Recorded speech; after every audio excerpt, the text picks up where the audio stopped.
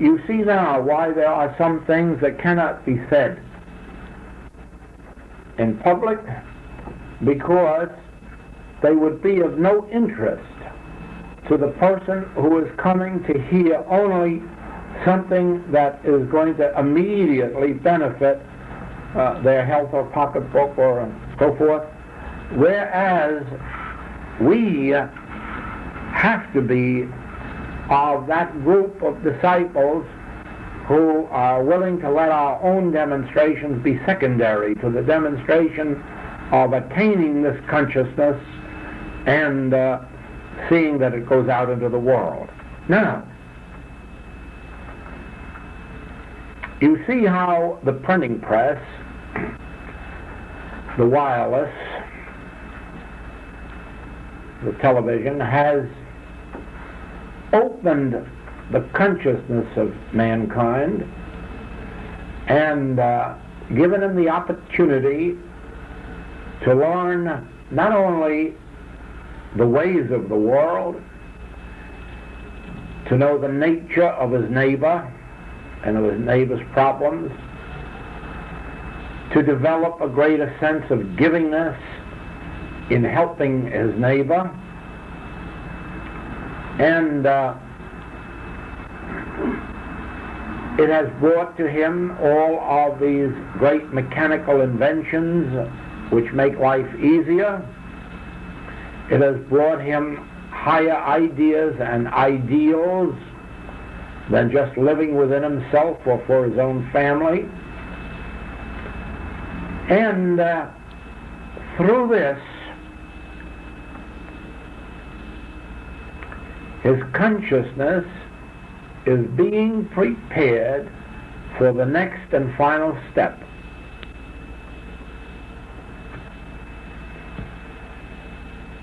After a person has found their health and their wealth,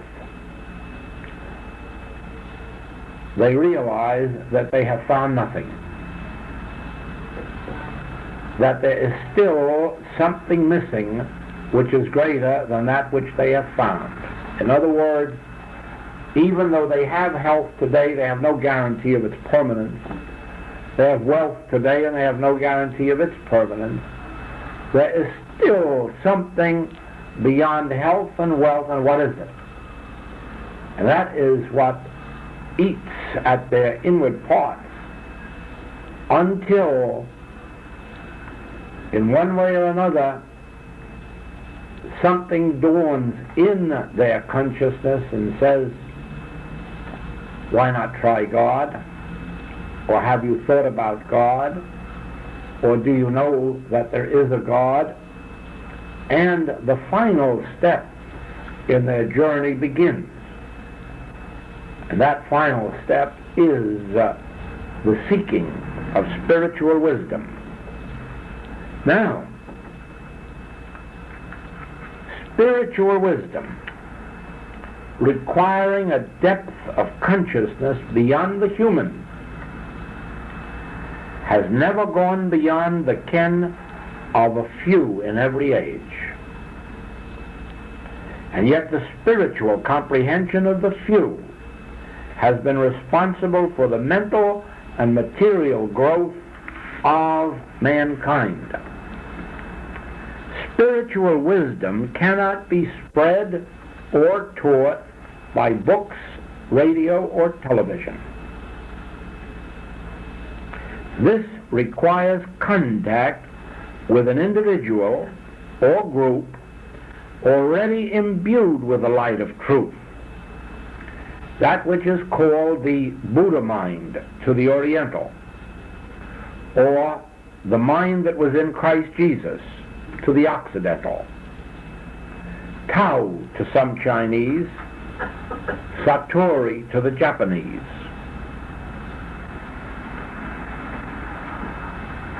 You can witness this, if you like, in homes.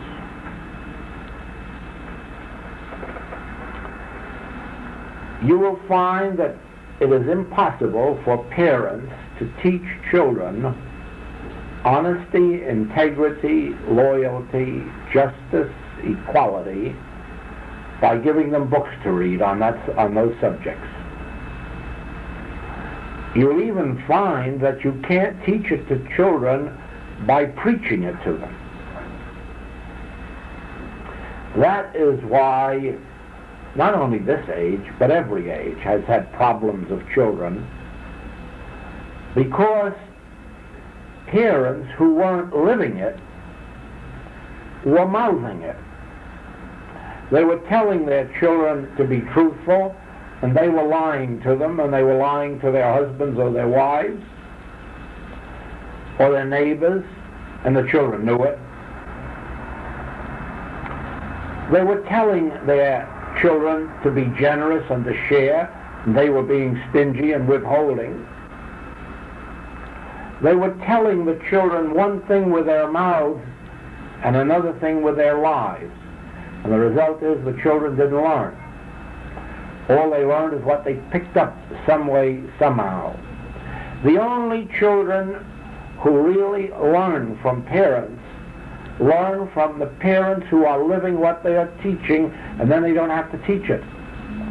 Their living of it is the teaching of it. Or, if they do find it necessary to teach it in words, at least the child can accept it because it feels the livingness of it in the one that's teaching it. Well, so it is with all spiritual teaching.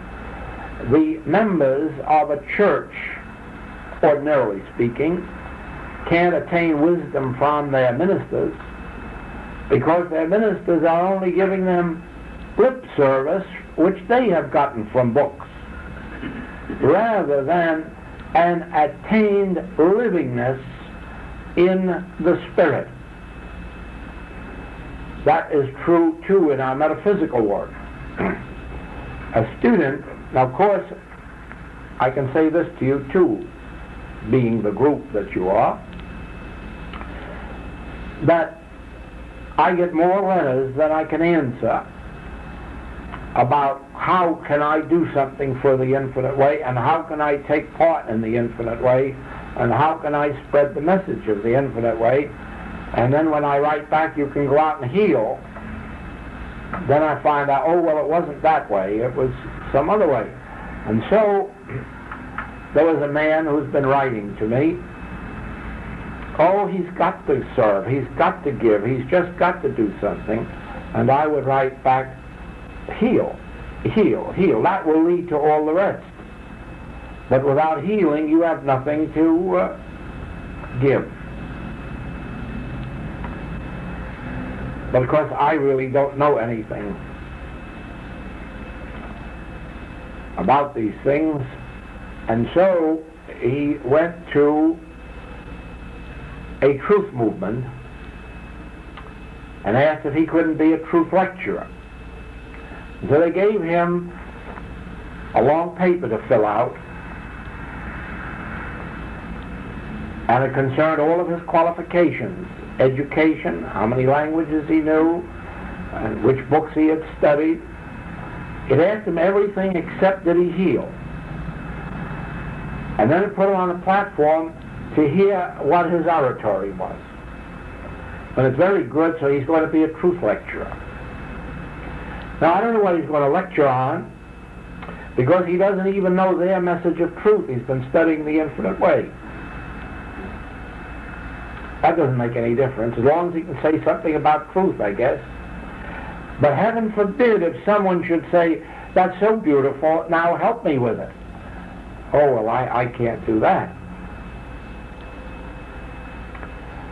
When I say to you that truth cannot be taught by books, radio, or television, I mean to you, it cannot be taught out of the human mind.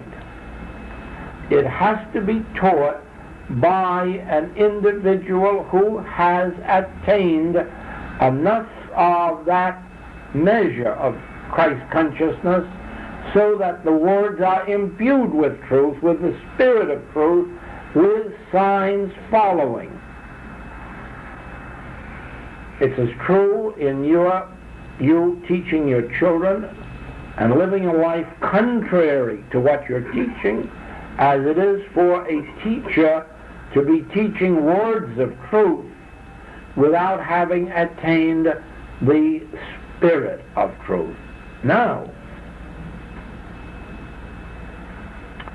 books and radio do carry to the masses the knowledge that there is a deeper plane of consciousness than the material and mental, and inspires more men and women to aspire to the higher realms of consciousness.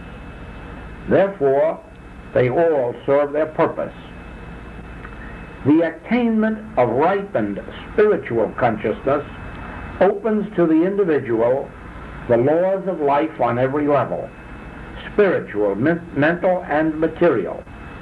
This expansion of consciousness embraces within itself the secrets of God, man, and the universe, and opens the mass consciousness to a degree that otherwise would not be possible of attainment for humanity. Now,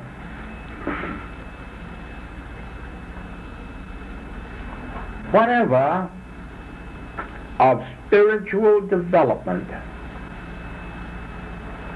whatever measure of the kingdom of God that is going to be established on earth has to come forth from the consciousness of the illumined.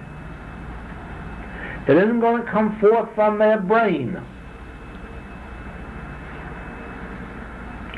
I will illustrate that briefly for you. You've all been listening for a year past to the explosion of population. You've all been reading about the fact that there are too many people on earth to be fed, and that with the growth of population as it is now, we'll all starve to death eventually. And you have also been hearing that we have discovered a way out. We're going to murder half the population on earth and murder nearly all of the unborn population. We're going to teach everybody how not to have children. And so by not having any more children born and murdering most of those that are already on earth by letting them starve to death, at last we're going to have enough food on earth for those of us who are left. Well, of course, there won't be any of us. There'll just be a few of our children and grandchildren. Now, that is as much intelligence as you can expect from the material state of consciousness. If there's only one loaf of bread, don't let's multiply it. I don't know. Let's murder the population and have fewer to divide it with. But out of spiritual consciousness, you find we have a multitude of people and only a few loaves and fishes. Well, let's multiply the loaves and fishes. Oh, yes. A professor wouldn't think of that. It has to be a spiritually endowed individual. And so it is that we learn now that the solution to this explosion of population has been found. And not through murder, but through multiplying. A professor in Israel has discovered how to get fresh water out of the sea for so little expense that an American manufacturer has already manufactured the machinery for it, and it's being shipped to Israel. And soon all of those wildernesses that took Moses 40 years to travel across, and all of the other wildernesses, and all the deserts in the United States, and all of this bleak land up in Canada, a few years from now, that's all going to be blossoming, all going to be full of roses and vegetables and fruits, because water, salt water that covers 7/8 of the earth, is going to be turned into fresh water and piped into every desert area and every wilderness area, and we can multiply food until beefsteaks are a nickel a pound. Now you see, that has to come forth from a spiritually endowed individual. And coming forth from one individual, 4 billions will eat. And the 40 billions of future populations will eat because of what came forth from the consciousness of one spiritually endowed man, while murder was coming forth from the consciousness of all the professors. See that?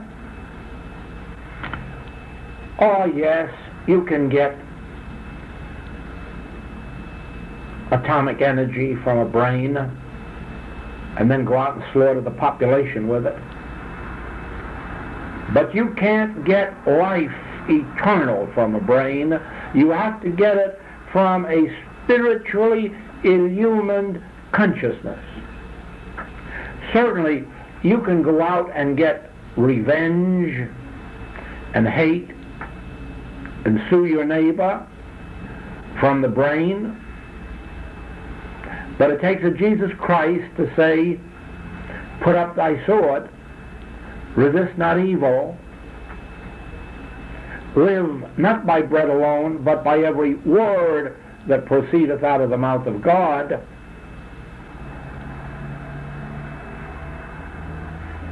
Certainly, you can kill populations, but it takes a spiritual healer to restore the lost years of the locusts and rebuild the temples of the body.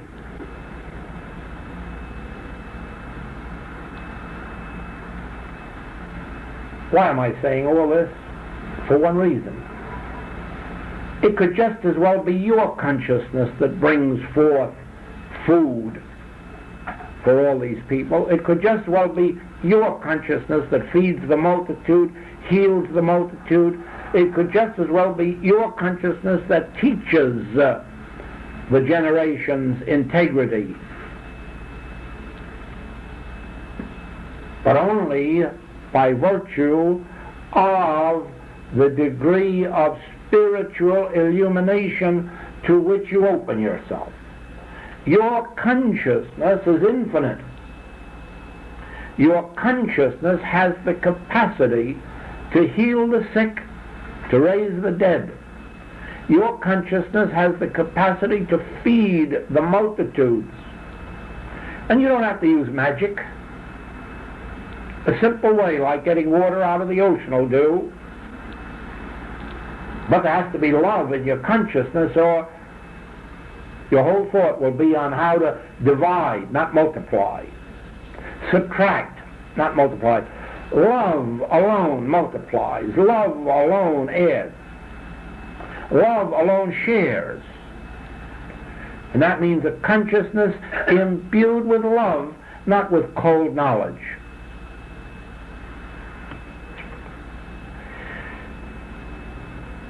So we go back to the beginning of the infinite way. The secret is consciousness. The second secret is that this consciousness, which is God, is your individual consciousness.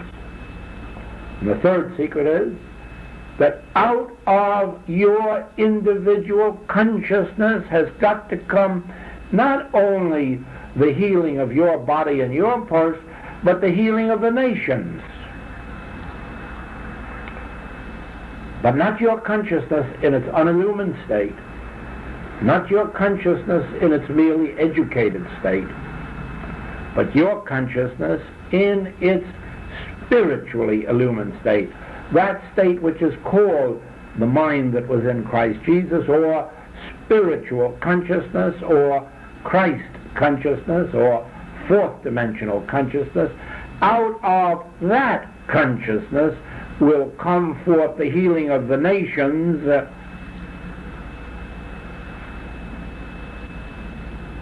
We all have that capacity. We have it 100%. We can't bring it out 100%, but we can bring it out in, I say we can't bring it out in 100%. Some will eventually, of course. But we're not thinking in terms of bringing it out 100%. We're thinking in terms of starting now to bring forth spiritual illumination in our consciousness, and then the ability to let it flow. We can't start where Jesus left off, but we can start where Jesus started, and that is where he was when he was a boy, where he was when he was an infant in truth, where he was before the healing capacity was developed, and we can spend our days, weeks, months, and years to the development of our consciousness and to the ideal that what we want to do with it is not so much meet this immediate problem at hand, but to heal the nations of the world, to bring spiritual light and redemption into the world. Now, you can't save the world with ceremonies, rites, creeds, or doctrines. The world will want some of those for a long time to come. You have a habit. Because to take it away from them before they're ready to give it up is verily to take their Lord away from them and leave them hopeless. Rather, let them lean on a false reed for a while until they're able to make the transition. But that has nothing to do with you or me. We no longer must lean on anything external to our own consciousness. And even when we're reading books and hearing tapes or going to classes, even then it should be for the taking into consciousness those truths for practice and meditation which will enhance the expansion of our consciousness, develop, enrich, deepen, lighten.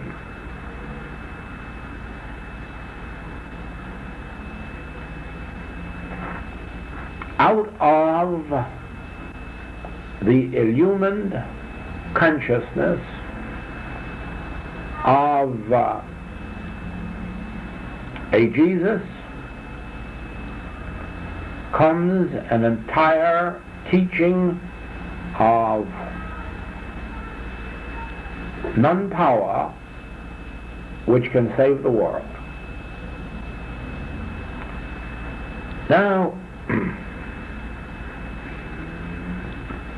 I think that this appeared in one of my letters, and it disturbed, or it may be in one of the books, and it disturbed some of our students no end. Because I said, do not think that liberty and freedom in our country is necessarily a permanent dispensation, that it may be with us forever. Don't think that we cannot still be deprived of it and put back into the Middle Ages, because the signs are all too evident that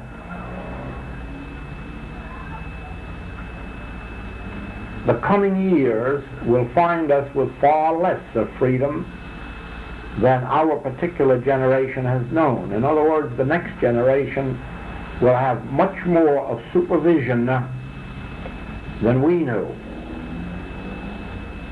if not far worse. And recently I received a letter from one in high station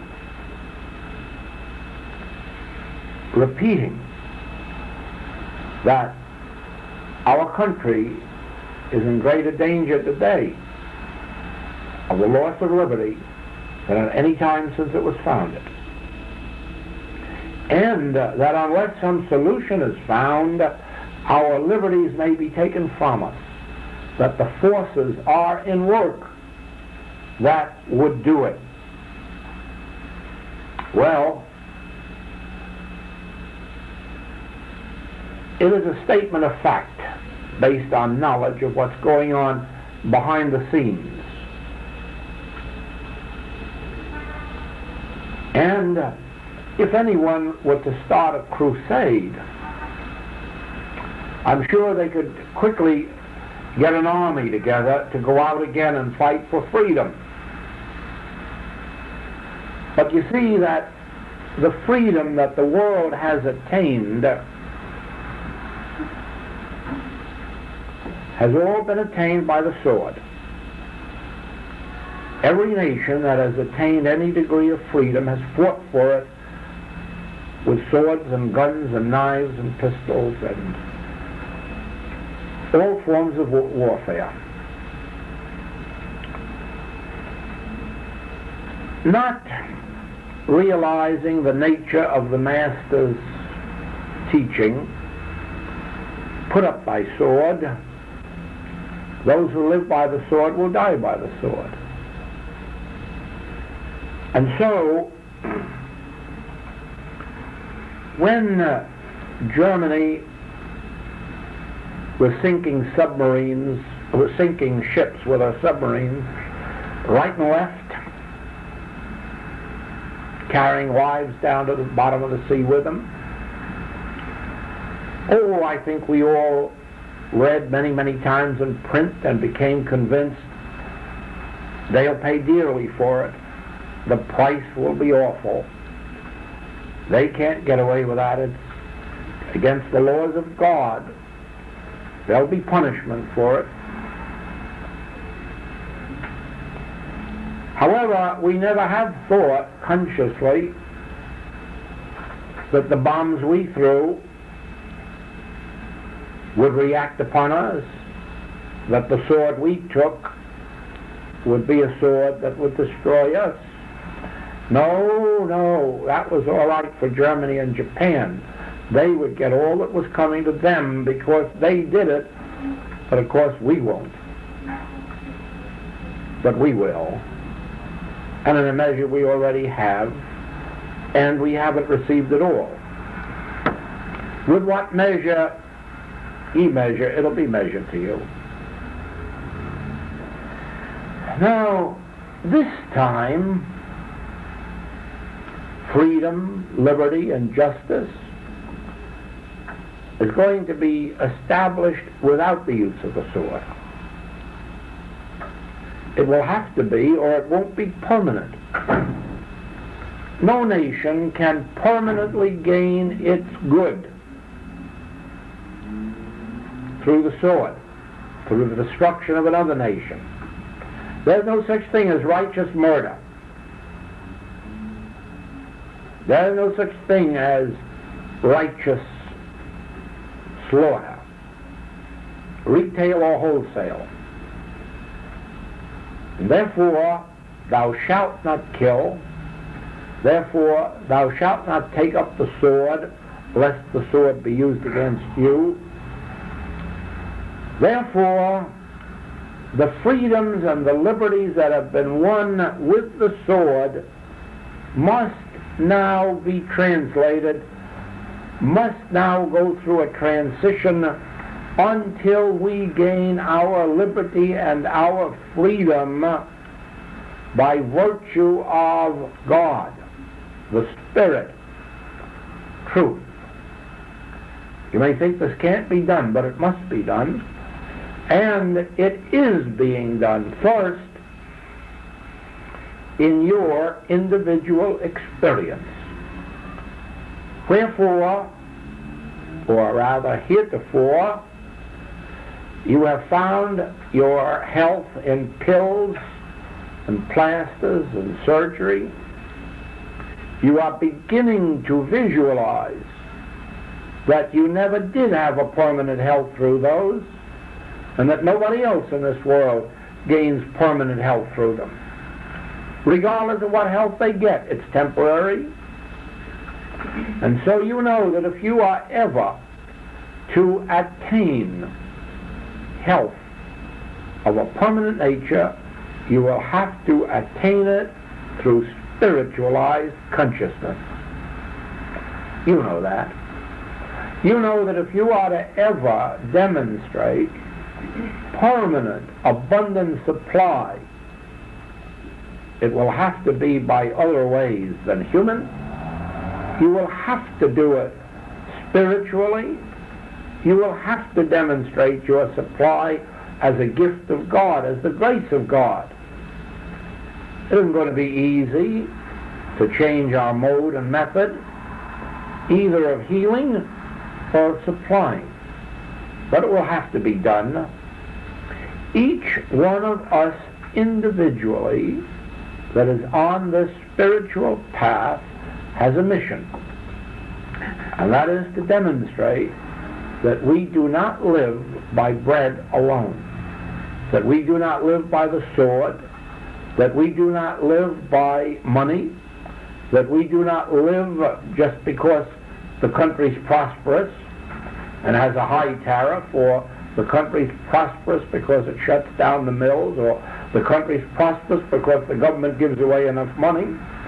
Each one of us individually on the spiritual path will have to prove that we are prosperous because of the grace of God, and that we are healthy because of the grace of God, and we will have to prove the Master's teaching that this temple is the temple of God. This body is the temple of God, and therefore this body is eternal, and we will have to resurrect it from the tomb of 70 years and 10. That's the tomb we're all living in. 70 years and 10, or 11, or 12, or 20. We will have to overcome the carnal belief that we are acted upon by something external to ourselves. And as we remember that there is no love in this room until we come into this room and express love from within our consciousness. And there's no supply in this room until we express it from within our own being. None of us can sit here and look at the other and say, I'm trying to get supply from you. Each of us must know that we get supply by our letting it flow from within us. So eventually you are going to demonstrate that your body is the temple of God, not by any circumstance external to you, but because your consciousness is the bread that feeds your body. Your consciousness of truth is the bread, the meat, the wine, and the water. Your consciousness of truth, your attained degree of spiritual consciousness is your bread, your meat, your wine, your water, and everything must come to you from within until you can say with the Master, I have meat the world knows not of. I have a source of health the world knows not of. I have a source of immortality and eternality the world knows not of. I am not dependent on the weapons of the world. That was it. Weapons of the world. The carnal weapons. The weapons of the world. He who uses the weapons of the world. The world's weapons. Resort not to the world's weapons. Resort not to the world's ways, because I have a defense against the carnal mind that the world knows not of. I have a defense against age, a defense against poverty, a defense against the tyrants of the world. And what is it? It is my spiritual consciousness, which is a presence that goes before me to make the crooked places straight. It is that which enables the Master to stand up before Pilate and say, thou couldst have no power over me. This meat that I have within me is the only power. In other words, I live by virtue of my within-ness. I live by virtue of of the fact that my consciousness is the kingdom of God. I live by virtue of the fact that I am not living in a world. I'm living and moving and having my being in spiritual consciousness. I am not in the world is in me. I am not acted upon by the laws of the world. I am the law, the dominion unto the world. And so you will find that if you individually gain your freedom from sin, false appetite, disease, accident, and lack, that you will have proven that freedom doesn't come to you from a government, freedom doesn't come to you by anybody external to you, freedom doesn't come to you by anything external to you, freedom comes from grace. And your freedom is of God. Once you can demonstrate that, you don't have to tell it to your children, you're teaching it to them in the livingness. Because now you don't say to them, don't talk to a stranger, he might kidnap you. And thus set up a fear in them of very loving neighbors. And you won't be shouting, watch out, you'll get run over. Watch out, you'll get killed. But rather, you'll be shouting continuously, you're not out there in a world, you're in love, you're in God. Your safety isn't outside on the street, your safety is inside of you. And you carry it with you wherever you go, because the place whereon thou standest is holy ground.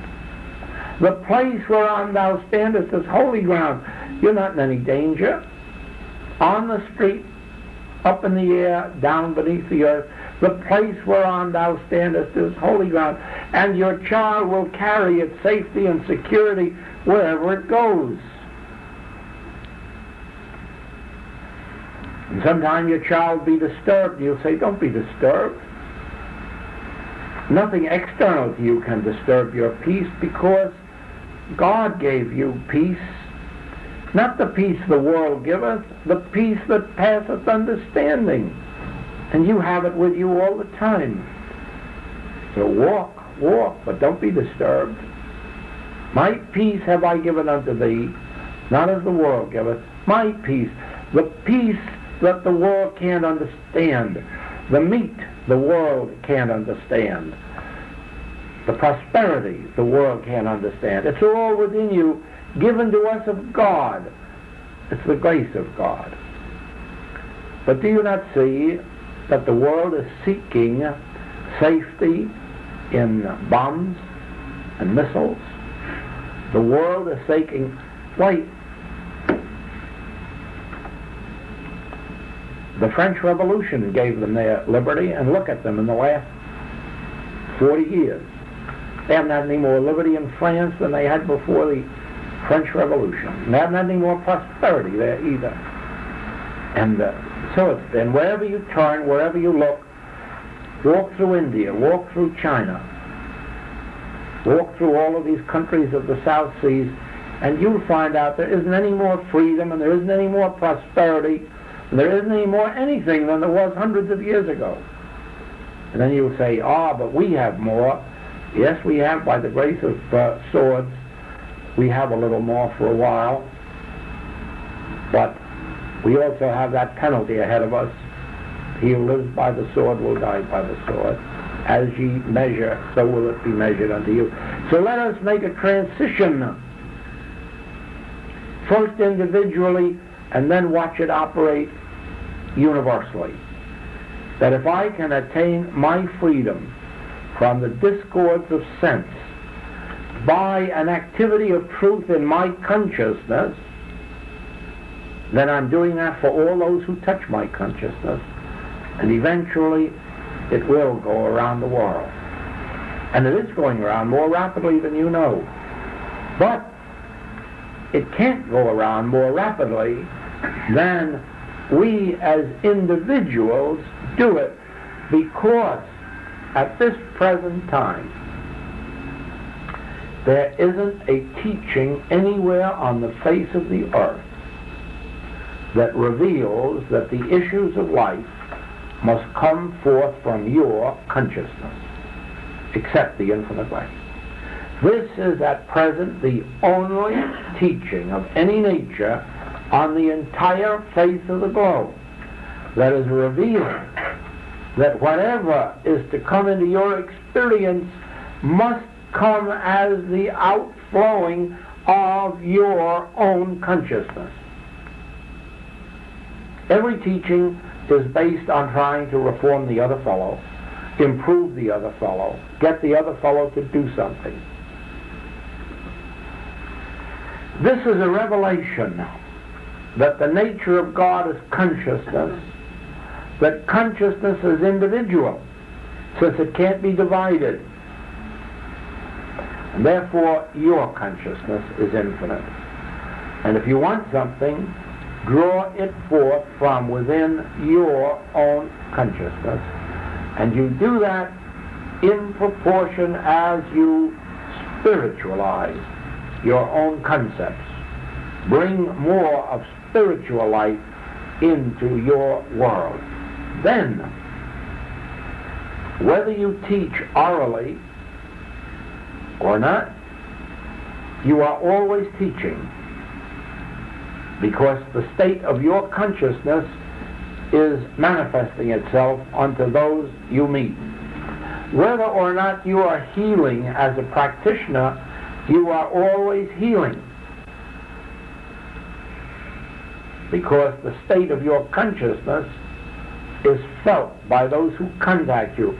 I had a letter recently from a school teacher who tells me that she has already had many, many instances of children coming to her to tell her of ills and hurts and accidents, and that when they got there, it had all stopped. The pain had stopped, the discord had stopped, without her ever uttering a word. And now several children have come to her and asked her, why is it that when we come to you with a pain, it stops before we can tell you about it?